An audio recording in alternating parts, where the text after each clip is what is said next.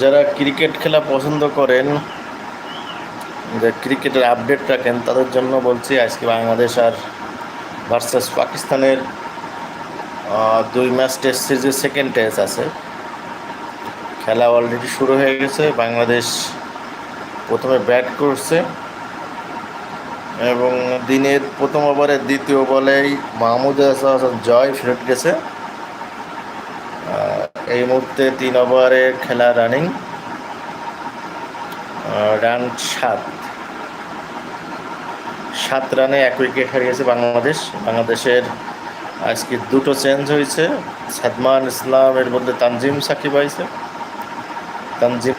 তানজিম তামিম, আর ইবাদতের জায়গায় শরীফুল ঢুকছে দলে।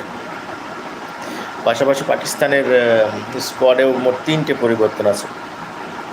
শাহিন শাহ আফ্রিদি বা নোমান আলী